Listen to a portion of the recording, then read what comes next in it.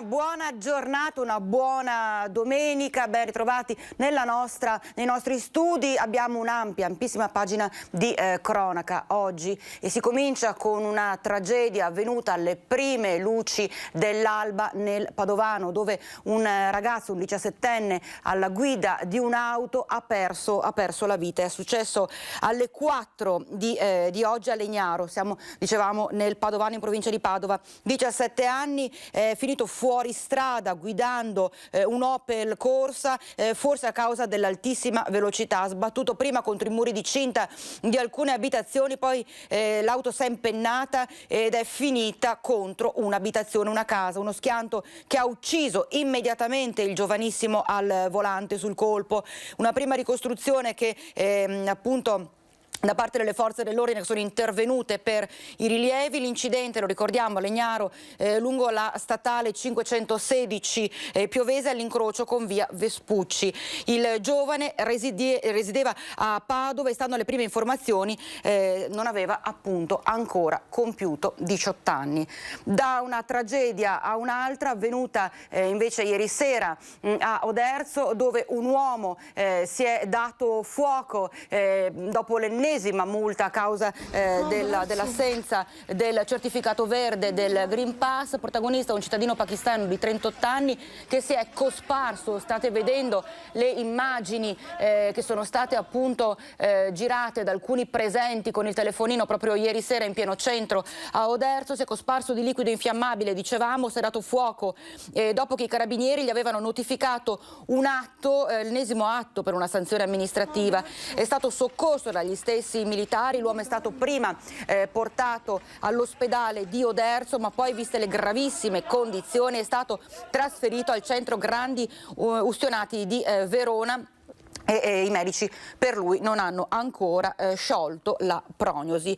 L'uomo, dicevamo, è titolare di un chiosco di kebab, appunto multato per l'ennesima volta. Noi nel corso del nostro telegiornale riusciremo a metterci in collegamento, in diretta, con Lucio Zanato, che appunto sta seguendo questa terribile vicenda proprio dal cuore di Oderzo, dove si è verificata ieri pomeriggio. E adesso invece torniamo a occuparci di un'altra tragedia, quella di domenica scorsa lungo la 28, dove due ragazze, due cugine, Jessica Fragasso e Sara Rizzotto del Trevigiano, sono state travolte e uccise da un'auto pirata. Poi il conducente, un 61enne, un imprenditore di 61 anni, è stato arrestato. Questa sera alle 18 si terrà proprio a Conegliano una fiaccolata per ricordare le due cugine. Abbiamo bisogno di tanto aiuto e di supporto della gente, perché qua se no ci ammazziamo tutti. Io mi sarei già ammazzato e che voglio andare avanti solo per le bambine, per le figlie di mia figlia. E allora lei ci dice adesso stanno un po' meglio? Sì, stanno meglio, perché è la mamma che li aiuta del cielo. Non si dà pace Luca Rizzotto, papà di Sara e zio di Jessica. L'unico conforto arriva dall'ospedale dove si trovano le sue due nipoti, rimaste coinvolte nel tragico incidente della 28 domenica scorsa. È soprattutto per loro che continua a lottare mentre si sta organizzando il funerale delle due ragazze, che si terrà in forma congiunta. Sarà la prossima settimana, perché hanno dato il nulla osta. E quindi almeno un po' di sollievo anche per loro, perché sono rimaste anche là troppi giorni per niente.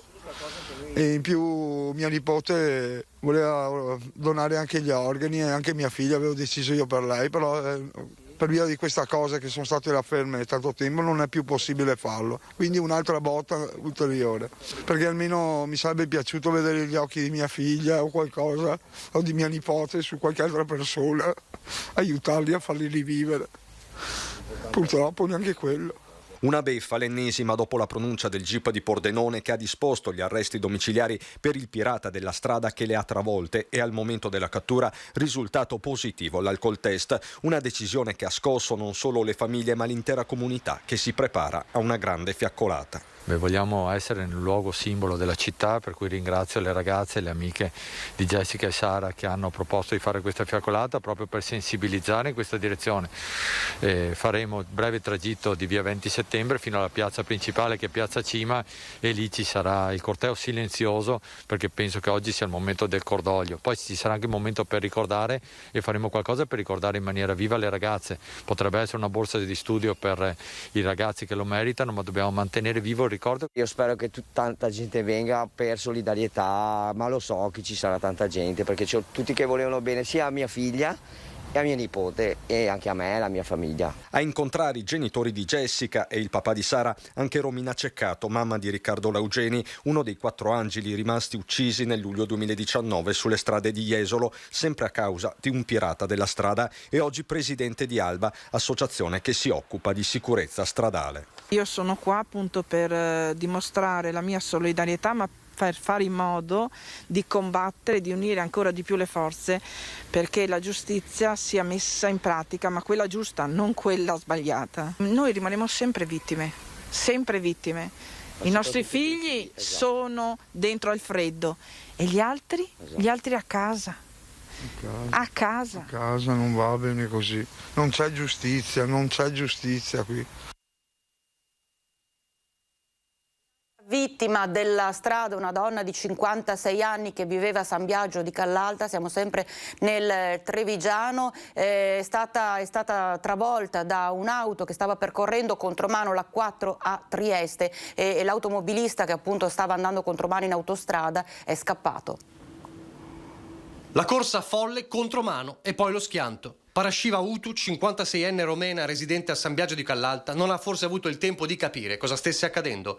Si è vista venire addosso un proiettile, poi lo scontro e la sua auto che ha preso fuoco, diventando una trappola infernale. La tragedia stamane allo svincolo autostradale tra Monfalcone Est e Duino, direzione Trieste, poco dopo le 9. A causare lo schianto un 49enne sloveno di Capodistria che ha percorso la carreggiata est in direzione Trieste contromano per cause ancora da accertare dopo aver imboccato la strada a Fernetti. L'auto viaggiava ad alta velocità e il conducente ha finito la sua folle corsa impattando violentemente contro il veicolo della 56enne che procedeva nella corsia di sorpasso nella giusta direzione. Lo schianto e poi le fiamme, scena terribile. La donna è morta carbonizzata, l'uomo è sceso dall'auto dandosi alla fuga a piedi in uno stato confusionale. La sua corsa però ha avuto vita breve. Il responsabile dell'incidente è stato intercettato dalla polizia stradale, portato in ospedale e successivamente arrestato. Sul luogo dell'incidente sono intervenuti anche i vigili del fuoco, l'elisoccorso, il 118, il personale di Autovie Venete. Per la 56enne nulla da fare. Alle 9.45 è stato chiuso il tratto tra Monfalcone Est e Duino e lo svincolo di Monfalcone. Code e disagi per permettere i rilievi di un incidente assurdo. Dopo il dramma della 28 e la fine di Jessica e Sara uccise dal pirata della strada, la tragedia di una vita spezzata dall'ennesimo atto di follia alla guida. E adesso abbiamo la testimonianza di un uomo che 3 anni fa perse la mamma, che era alla guida di un'auto, che si scontrò contro un automobilista che era completamente ubriaco. La donna, dicevamo, morì e accanto a lei come passeggera c'era anche la figlia di questo nostro telespettatore che rimase gravemente ferita. Ma sentiamo. Quando ho sentito di queste notizie, di questo dramma che ha afflitto queste famiglie, purtroppo mi sono affiorati nuovamente delle sensazioni, dei sensi di dolore e di rabbia mai sopita. Una ferita mai rimarginata che dopo la tragedia in A28 e la morte di Sara Rizzotto e Jessica Fragasso si è riaperta in tutto il suo dolore. È quella di Cristian Zanatta. Il 30 maggio 2018, in un terribile incidente sulla Postumia tra Merlengo e Paderno, perse la madre, Natalia Frale, di 64 anni, in uno schianto contro un altro mezzo condotto da un 30enne che si scoprì poi avere un tasso alcolemico al di sopra del limite consentito. Quella sera nell'auto insieme alla nonna viaggiava anche la nipotina di 3 anni, figlia di Cristian.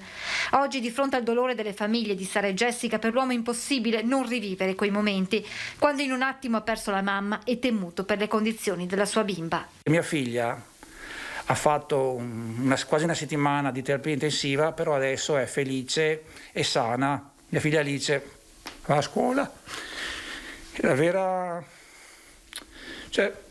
vero dolore in questo momento, il vero carcere in questo momento lo sta supportando mio padre, perché lui che è già invalido civile, è rimasto senza la moglie, una compagna di vita. Il sentimento di Christian è lo stesso che oggi si trovano ad affrontare i familiari delle due giovani cugine. Questo dolore, questo senso di ingiustizia che provano queste famiglie, lo provo anch'io. È a loro che va il suo messaggio. Dico a loro che bisogna trovare dentro la forza interiore, perché le persone insperatamente, quando meno se l'aspettano, anche nelle situazioni peggiori riescono a trovare magari un senso alla propria esistenza. Ma l'ultimo appello di Christian Zanatta è rivolto alle istituzioni e a chi ha vissuto il suo stesso dramma. Vorrei sensibilizzare anche gli altri a dire la loro, appunto, a far sì che la nostra voce venga sentita anche praticamente a livelli più alti, in modo che comunque venga fatta prevenzione, venga insegnato che bisogna avere rispetto sia per sé ma anche per gli altri. Ci fermiamo per qualche minuto, c'è una breve pausa.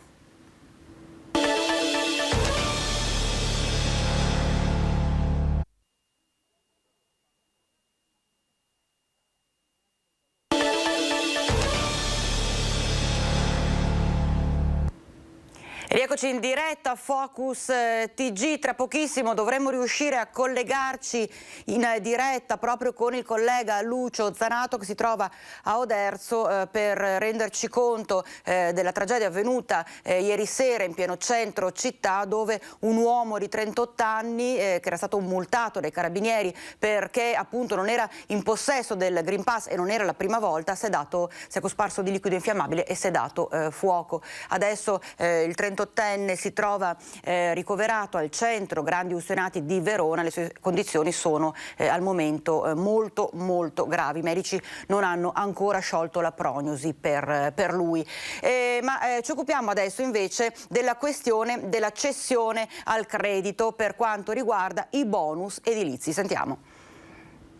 È evidente che l'intervento nel decreto sostegni-ter del governo, che blocca la cessione del credito oltre il primo livello, diciamo così, è un intervento sbagliato. E per questo dobbiamo correggerlo. La norma del decreto sostegni-ter, che prevede che il credito per i bonus edilizi sia cedibile una volta sola, va eliminata.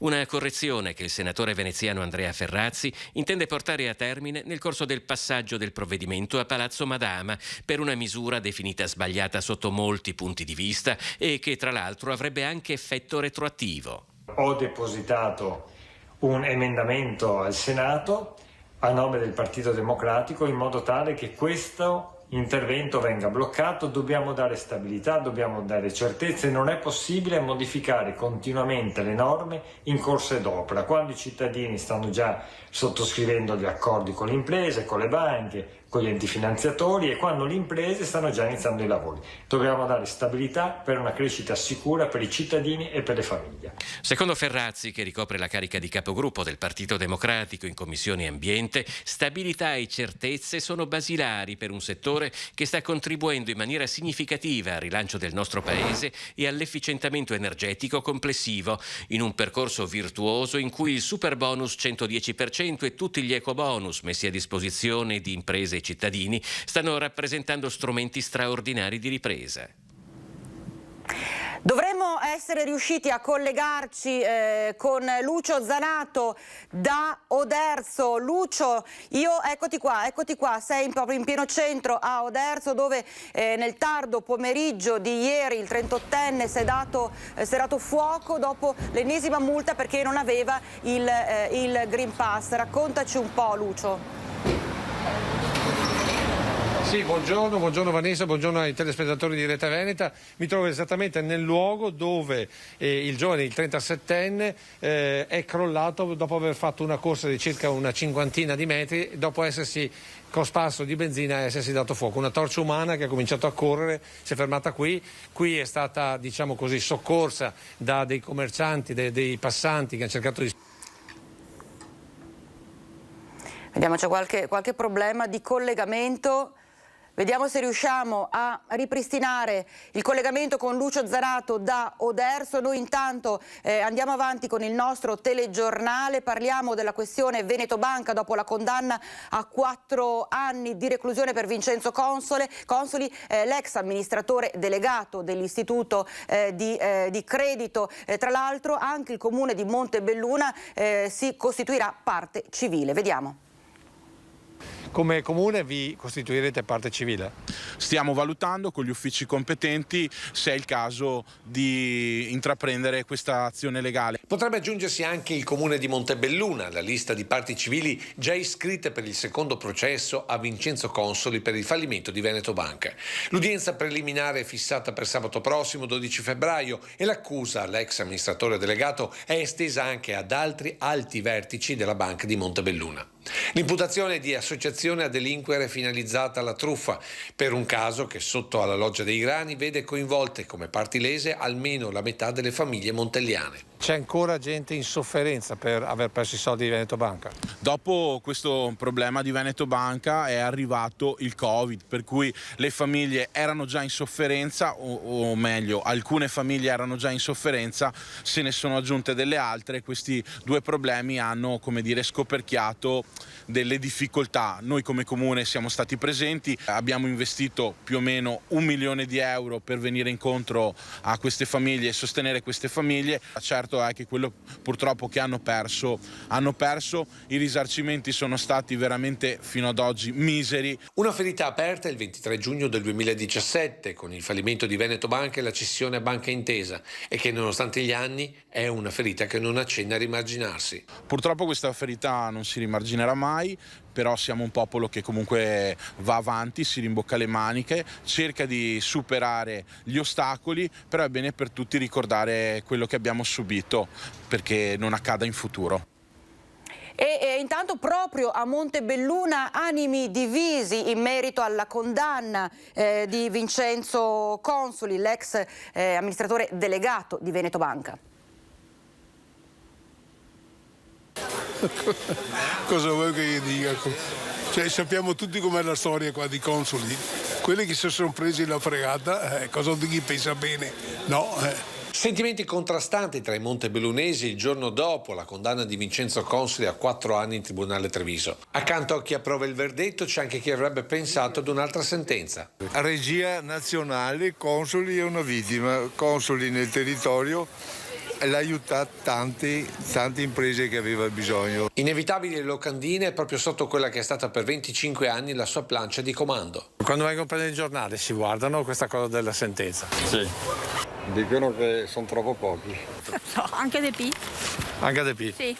Anche lei ci ha rimesso? Un po'.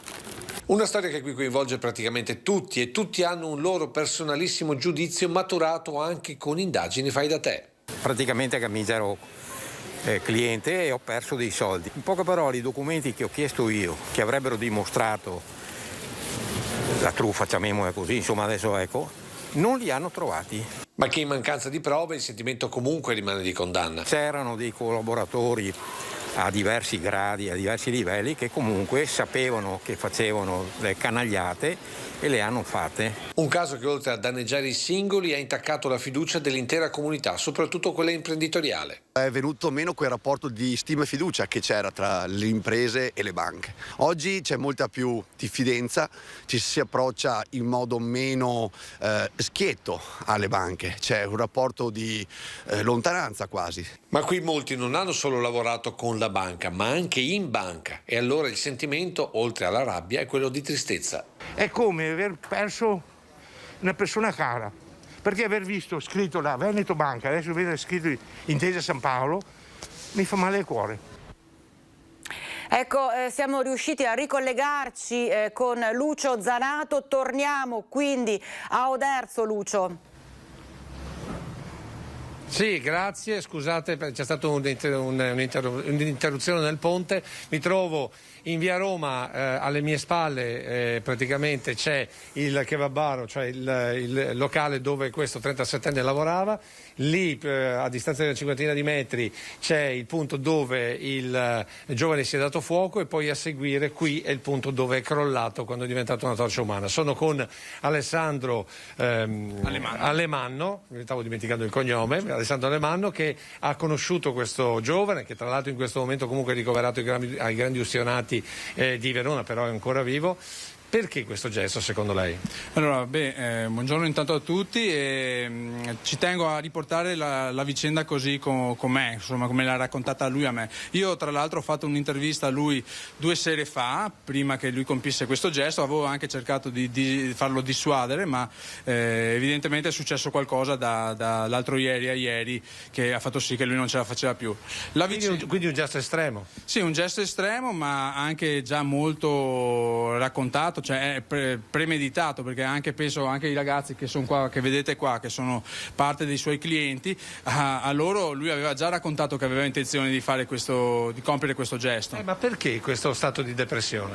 Allora, questo stato di depressione nasce da uno sfinimento creato dal fatto che lui ha avuto appunto una sentenza di accusa, insomma lui è stato accusato e finito sotto processo. È stato anche giudicato, però è condannato. Sì. È stato giudicato, condannato anche in appello, adesso doveva avere, mi sembra il 24 di febbraio la Cassazione, un processo per aver praticamente venduto 4 grammi di hashish per il valore di 10 euro in Grecia. Ancora nel 2013. Che condanna aveva preso? Aveva preso una condanna nel 2013, appunto la cosa è successa in Grecia nel 2013, ma lui la condanna l'ha presa in Italia, quindi il processo è stato fatto qua in Italia. La condanna è di 8 anni di galera più praticamente 5.000 euro di multa. Ora è ovvio che gli 8 anni e 5.000 euro di multa sono secondo me spropositati per 4 grammi. Poi è ovvio che gli hanno detto che lui era un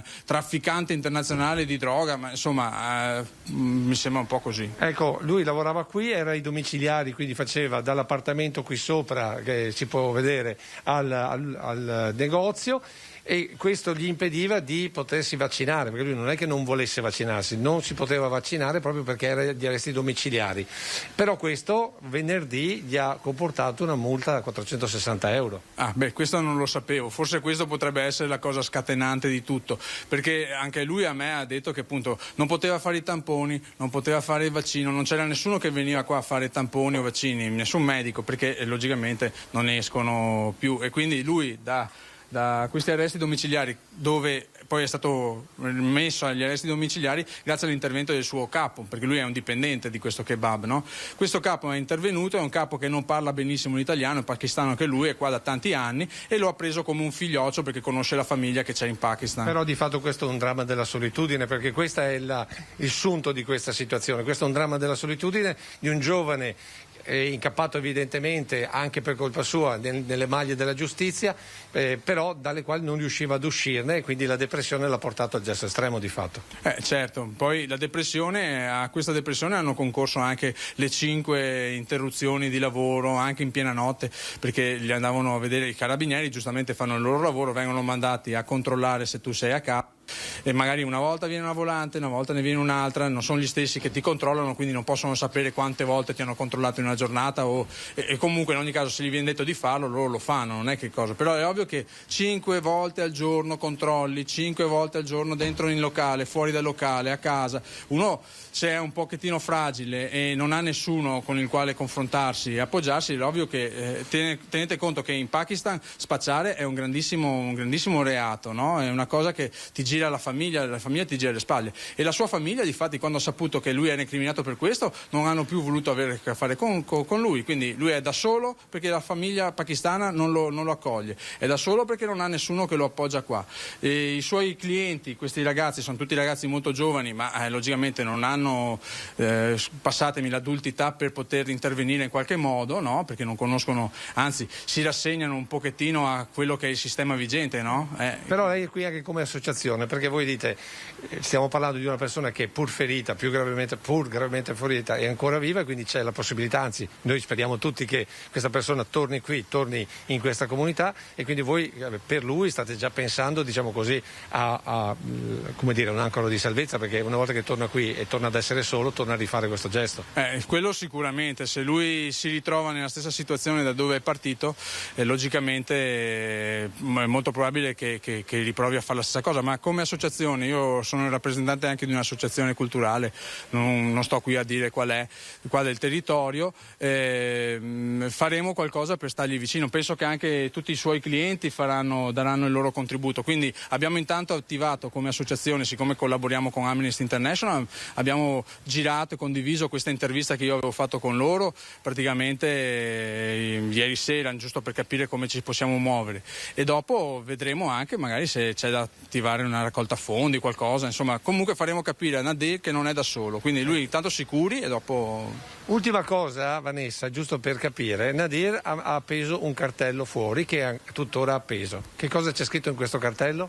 Allora, in questo cartello lui ha scritto che praticamente dava da mangiare il kebab gratis a tutti i senza tetto che si presentavano là da lui. Ora bisogna dire che in un paesino come Oderzo, che è un paesino bene, ricco, benestante, la gente non è abituata a pensare che ci siano dei senza tetto, ma purtroppo, io ve lo dico, ce ne sono, è che non li vediamo. Durante il giorno sono vestiti normalmente e la notte dormono sotto i ponti, dormono come dietro al cimitero, dormono in determinate cose che sicuramente le associazioni di volontariato sanno le cose, però la gente normalmente non è abituata, non pensa che ci siano, invece purtroppo ci sono. E Nadir aveva fatto questo gesto di offrire da mangiare. Qua c'è più di una persona che può dire che ha avuto in omaggio la pizza, ha avuto in omaggio il kebab perché non poteva permettersi la birra, no? Anche a me, quando gli ho fatto l'intervista, gli ho chiesto un kebab e lui mi fa dai tieni, no? Ho detto no, io te lo pago, posso permettermi e te lo pago.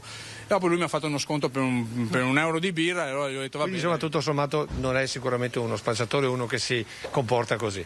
Vanessa, se hai delle domande da studio? No, siamo a posto, grazie Lucio, sei stato più che esauriente, purtroppo hai toccato un tasto, tu tra l'altro importantissimo, che è quello purtroppo della solitudine che sta interessando a questo punto non soltanto più gli anziani, ma davvero tutte le fasce d'età, soprattutto in questi ultimi mesi, quindi davvero un tasto dolente della società questo, Lucio, giusto?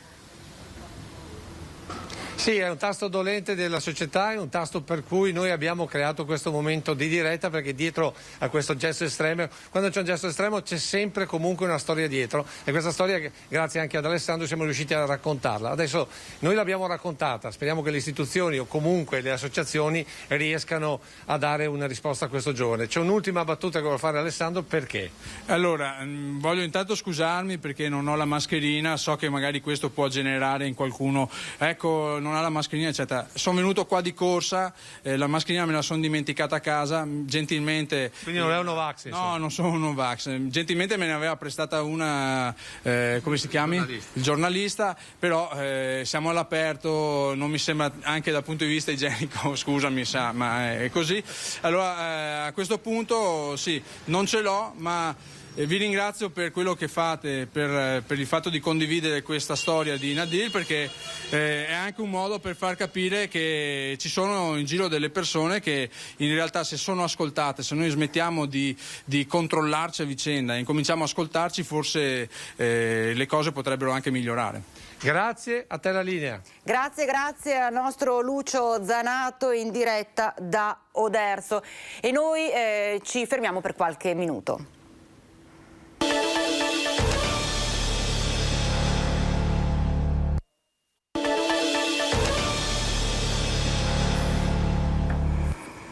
E rieccoci in diretta. Abbiamo sentito poco fa il racconto da parte del collega Lucio Zanato, che era appunto collegato da Oderzo, dove si è verificata la tragedia nel tardo pomeriggio di ieri in pieno centro, con questo 38enne che si è dato fuoco dopo l'ennesima multa ricevuta a causa assenza Green Pass. In realtà abbiamo sentito un po' che si è trattato soprattutto di una storia di solitudine, una una storia di fragilità, ecco, che ha coinvolto questa persona. E a proposito di Green Pass, controlli di Green Pass all'ufficio immigrazione di Padova, scoppia una bufera e addirittura un agente di polizia è stato aggredita. E adesso ci sono i sindacati del corpo di polizia, appunto, che sono sul piede di guerra. Ci sentiamo costantemente sotto attacco, perché il poliziotto è quella figura professionale che deve decidere in pochi minuti quello che un magistrato o un'altra figura professionale di solito impiega molto tempo per arrivare a una decisione. E questo fa parte del nostro mestiere, lo accettiamo. Quello che non accettiamo è che siamo ormai un bersaglio pubblico. Questa la reazione del sindacato di polizia FSP dopo l'ennesima aggressione ai danni di un collega. I fatti. Ieri è stata aggredita un agente dell'ufficio immigrazione che cercava di calmare un 25enne nigeriano dopo che l'uomo aveva dato in escandescenze perché il suo Green Pass non funzionava. La poliziotta si è dunque avvicinata a lui per aiutarlo, offrendosi di portare i documenti. Il 25enne, per tutta risposta, le ha tirato un pugno in faccia, ferendola gravemente. Il nigeriano è stato processato per direttissima e condannato a 8 mesi di carcere. Sono già state, inoltre, avviate le procedure per la sua espulsione. Questo succede a Padova, ma si ripete continuamente in tutta Italia.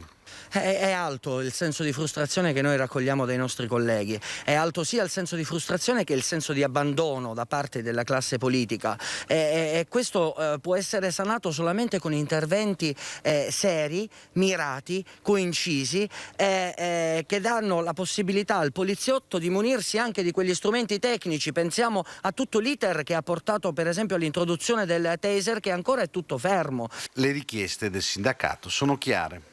Noi alla politica chiediamo un impegno finalmente serio su una riforma normativa dal punto di vista delle leggi, vogliamo la certezza delle pene. Le pene ci sono in questo paese, ma spesso non vengono ad essere applicate nella misura in cui chi si azzarda a offendere, oltraggiare e ledere quello che è un poliziotto debba pagare un prezzo giusto, così come previsto in uno Stato di diritto. Adesso ci occupiamo della situazione Covid, lo facciamo assieme all'assessora regionale alla sanità Manuela Lanzarin. Scendono i contagi e diminuisce la pressione del Covid sulla sanità pubblica. Stiamo vivendo una fase dell'emergenza che potrebbe portare a risultati molto importanti nell'immediato futuro. Lo conferma anche l'assessore regionale alla sanità, Manuela Lanzarin. Diciamo che è una situazione tutto sommato buona, nel senso che stiamo diminuendo con i casi positivi, quindi l'occupazione ospedaliera sta calando e questo è un dato molto molto importante. Sono in molti a chiedersi cosa ci si possa aspettare nelle prossime settimane. Ci aspettano delle settimane, io credo, insomma, in cui questo dato si stabilizzerà e la discesa effettivamente potrebbe iniziare. Questo dovuto al fatto che la variante ha circolato molto, quindi le persone che si sono contagiate, insomma, sono stati un numero molto importante, ma probabilmente, insomma, questa famosa curva è nella fase di discesa. La famosa luce in fondo al tunnel si fa sempre più viva e con essa la speranza di uscire definitivamente da questa emergenza. Io credo non nell'immediato, però un po' più a lungo, anche con la bella stagione. Abbiamo già visto che sono state allentate molto le misure, pensiamo solo oggi ai protocolli per la scuola, quindi che si rimane in classe fino ai 4 casi, quindi la DAD scatta solo dai 5 casi in su, insomma, quindi vuol dire che la pressione è una pressione che sta calando e io mi auguro che, come dicono, insomma, la parte medica, clinica, scientifica, effettivamente la primavera sia un'altra primavera e la pandemia, l'emergenza sia un ricordo. Ricordiamo che lo stato di emergenza dura fino al 31 marzo e io credo che col 31 marzo dovrebbe finire. Ecco, uno stato di emergenza che sta tartassando, toccando in maniera particolare le scuole di ogni ordine e grado. Proprio sulla questione è intervenuto il direttore generale dell'ULSS 2 della Marca, Francesco Benazzi. Il SISP è pronto, sicuramente le indicazioni alle scuole saranno date, per cui lunedì si può partire. Questa è una cosa positiva perché dà la possibilità di evitare di fare tamponi quando effettivamente non servono più, di mantenere i ragazzi in classe. Lunedì dunque tutto pronto per l'entrata in vigore delle nuove regole in caso di quarantena a scuola. Ieri sera alle 23 infatti è stato pubblicato in Gazzetta Ufficiale il nuovo decreto che rivede le misure soprattutto per le scuole primarie. Fino a 4 positivi tutti gli altri bambini potranno rientrare in aula con mascherina FFP2 per 10 giorni. Con più di 5 positivi tornano in classe solo gli studenti vaccinati o guariti da meno di 4 mesi. Per gli altri quarantena e tampone dopo il 5° giorno. Nella notte l'ULSS ha avuto un colloquio con la dirigente dell'ufficio scolastico provinciale Barbara Sardella per essere pronti sin da lunedì con la ripresa delle lezioni. Intanto la Marca Trevigiana riflette quello che è l'andamento registrato nelle ultime settimane a livello regionale, ovvero una progressiva diminuzione della curva dell'epidemia da Covid. Anche noi abbiamo ormai una discesa di casi positivi, siamo 1682 casi positivi su 100.000. Ricordo a tutti che nel periodo maggiore eravamo 3.760 su 100.000, quindi una discesa netta. Trend confermato anche nell'area dell'Asolano, una delle più interessate dai contagi. Restano invece alcune preoccupazioni per i casi tra i più piccoli. Sono 5 bambini tra i 6 e i 12 anni attualmente ricoverati per Covid negli ospedali trevigiani. E a proposito di ricoveri, anche qui la situazione è in lento miglioramento, in area non critica. Si è scesi sotto soglia 280 pazienti, una ventina invece i posti letto occupati in terapia intensiva. È un buon andamento che ci auguriamo continui ad essere così positivo, onde arrivare dopo il 15 febbraio a riaprire sostanzialmente le attività. E in questi mesi difficili non soltanto a livello sanitario ma anche a livello economico, con le bollette che sono letteralmente schizzate alle stelle causa proprio l'aumento vertiginoso dei costi delle materie prime. Ci sono i commercianti che stanno lanciando un grido d'allarme, dicono in questa maniera noi rischiamo di chiudere tutto. Il caro bollette con gli aumenti vertiginosi di luce e gas sta mettendo in forte difficoltà famiglie e aziende. Le fatture dei gestori sono ormai un vero e proprio incubo, con importi che raggiungono cifre da capogiro. Tante telefonate, tante lamentele, questo sì, forse è il motivo per cui maggiormente sta squillando il telefono in associazione. È un'altra stangata, denunciano i commercianti, già messi in ginocchio dalla situazione pandemica. La situazione è preoccupante, parliamo di un caro bollette energetiche un 30-40%, parliamo di un aumento di tutte le spese di trasporto, tutte le spese della logistica e parliamo di un aumento delle materie prime. Per cui chiaramente la preoccupazione c'è, anche perché di fronte a questa situazione sarà impossibile che la spinta inflazionistica venga in qualche maniera assorbita dal commerciante e quindi a catena poi si riverserà sul consumatore finale.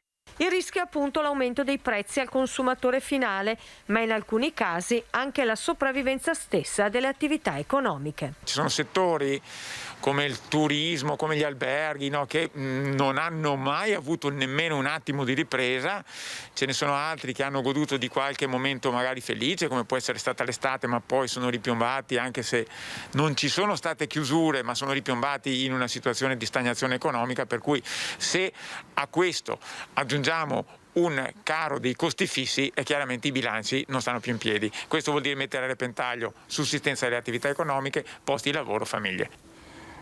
È una situazione particolarmente critica anche per i vari venditori, commercianti ambulanti. Avete notato rincari nelle vostre bollette? Beh, sinceramente a me deve ancora arrivare, però sento le amiche, c'è certe anziane che vengono qua disperate, quasi piangono perché non ce la fanno, cioè dicono con una misera pensione non riesco a vivere, quasi 200 passa euro di riscaldamento. È raddoppiato anche certe cose. Come fa a vivere? Si aumenta, quello è il possibile, ma si aumenta. Non si raddoppia come si dovrebbe, però si aumenta il minimo indispensabile. Lei l'ha notato anche sulle sue bollette? Beh, guardi, qualcosa sì. Sto aspettando l'ultima, già sicuramente troveremo di più aumento. Speriamo bene. Il lavoro vede quello che è. Un disastro penso voluto, non lo so, perché non si sa da dove arrivino questi aumenti, però certamente pesano per chi ha un'attività, ma per chi ha anche una famiglia che è comunque abituato a certi tipi di bollette, si vede raddoppiare la bolletta e quindi sì, è un disagio che dopo si ripercuoterà comunque anche sugli acquisti, su tutto quanto. In questo momento già spendono pochissimo, non vogliamo osare a pensare adesso nei mesi prossimi la gente se viene e con quale entusiasmo a acquistare qualcosa. I nostri costi ci sono comunque perché noi abbiamo il furgone, abbiamo il gasolio, la manutenzione di spese continue perché ci sono le gomme da cambiare, perché si rompe un pezzo. Un grosso problema, adesso quando arriveranno le bollette si vedrà e che possiamo fare? Lei ha un negozio o solo ambulante? Tante. Quindi comunque delle spese di casa praticamente. Diciamo non girano più soldi come una volta. E c'è un ristorante proprio nel cuore di Padova, siamo al Prato della Valle, che ha deciso proprio per protestare contro questo caro bollette, ha deciso di ospitare i suoi clienti ma a lume di candela. Una fetta di luna, un locale illuminato solo da candele, ben una 60, non è San Valentino, non è Mi illumino di meno. Al ristorante Pizzeria Zairo in Prato della Valle i proprietari hanno protestato così contro il caro bollette di gas e luce, sensibilizzando la clientela e le istituzioni. Se stavolta hanno abbassato solo le luci, il rischio per la loro attività è di abbassare per sempre le serrande. Certo, se va avanti così abbasserò sì le serrande, se il governo non ci dà una mano, io sono costretto a abbassare le serrande e aprire tempi migliori che non si sa se torneranno tempi meglio di questi qua. Chi deve fare qualcosa per non farla chiudere? Il governo che deve darci una mano. E questa volta non ci hanno dato la cassa integrazione, non ci hanno aiutato per questi rincari energetici, dove va a prendere i soldi per pagarli? I prezzi non li aumenti perché già stiamo lavorando poco, se aumenti i prezzi automaticamente il lavoro diminuirà ancora. Allora in questo momento qua lavoro solo con i soci, mi tiro la cinghia e non abbiamo dividendi, lavoriamo a gratis. I clienti hanno apprezzato la proposta. Le prenotazioni per la cena a lume di candela sono state maggiori di quelle di altri venerdì sera. Che mi piace molto l'ambiente, così non me l'aspettavo e poi è una cosa molto giusta, hanno perfettamente ragione. Questa è la situazione che c'è in Italia. Non dico che dobbiamo adattarci, però va bene anche lottare. L'energia elettrica costa, noi dobbiamo importare la roba dall'estero quando ce l'abbiamo in casa. Gli avventori hanno dimostrato interesse e solidarietà per la proposta dello Zairo. Alcuni di loro sono abitué da 20 anni. Farei tutte le sere io così, anche a casa volendo. Chi dovrebbe aiutare? Qui il signor Filimbeni ci ha mostrato una bolletta triplicata. Sì. E lo Stato deve aiutarci, non può andare avanti così la faccenda. Sempre le cozze e vongole come antipasto da 25 anni. E andiamo a Venezia, ci occupiamo del carnevale, il grande carnevale che torna dopo 2 anni di blocco in città. Certo, non ci sarà la grande manifestazione come gli anni passati in pieno centro, in piazza San Marco, però ci saranno diverse iniziative sparse per la città proprio in occasione del grande carnevale veneziano. La chiusura e l'interdizione di tutte le manifestazioni che prevedono aggregazioni di persone che si vanno da quelle grandi manifestazioni che sono il carnevale in giù. L'annullamento del carnevale era stata la prima conseguenza dell'irruzione del ciclone coronavirus a Venezia. A manifestazioni in corso, l'annuncio della sospensione dei festeggiamenti il 23 febbraio 2020 aveva rappresentato uno shock in giorni in cui il significato della parola lockdown era ancora sconosciuto ai più. Dopo aver rinunciato a qualsiasi iniziativa nel 2021, il Carnevale di Venezia riparte sabato 12 febbraio fino a martedì 1 marzo con un programma diffuso composto da iniziative dislocate in diversi luoghi della città, dal titolo ispirato ad una citazione di Salvador Dalì, Remember the Future. Ho pensato, che cosa c'è di più surreale e carnevalesco di Remember the Future? Ricorda il futuro, quello che questa città ci dà la possibilità di avere, l'immaginazione e la creatività per affrontare questa città e lo spunto che lei ci regala ogni volta che la viviamo. La programmazione diffusa prevede spettacoli stanziali di musica, circoteatro, burattini, acrobatiche e clownerie. L'Arsenale, ad esempio, sarà un teatro a cielo aperto per celebrare il Carnevale di Venezia 2022 con uno spettacolo sull'acqua. Abbiamo accettato la sfida e ci siamo orientati sempre su eventi da svolgere in terraferma a Venezia e nelle isole, che rispettino quelli che sono i limiti imposti dalla legislazione anti-Covid. Non ci saranno i carri, non ci saranno grandi feste di piazza con assembramenti, ma comunque spettacoli, animazione diffusa, possibilità di appunto avere anche partecipare a delle feste organizzate nel rispetto di ogni requisito sanitario, il tutto per dare comunque un messaggio forte al pubblico internazionale e ai nostri cittadini. In Piazza San Marco è prevista un'installazione scenografica senza attività di spettacolo, una passerella per sfilare in costume e partecipare al concorso della maschera più bella o semplicemente farsi fotografare. Ci sarà anche il tradizionale concorso delle Marie, ma senza corteo. Ancora per quest'anno niente festa veneziana nel Rio di Cannareggio, volo dell'Angelo, corteo acqueo in Canal Grande o sfilate di carri allegorici nelle varie località del comune. Vabbè, insomma, abbiamo sentito tante limitazioni, ma in ogni caso la suggestione e la bellezza del carnevale veneziano si potrà riassaporare finalmente dopo questi 2 anni di blocco di stasi. Questo era anche il nostro ultimo servizio. Ricordo l'appuntamento con l'informazione 18:50 TG Bassano, 19:15 TG Vicenza e poi alle 21:15 il grande cinema con il film questa sera Trappola d'amore con Richard Gere e Sharon Stone. Per noi è davvero tutto, grazie per averci seguito, una buona giornata, arrivederci.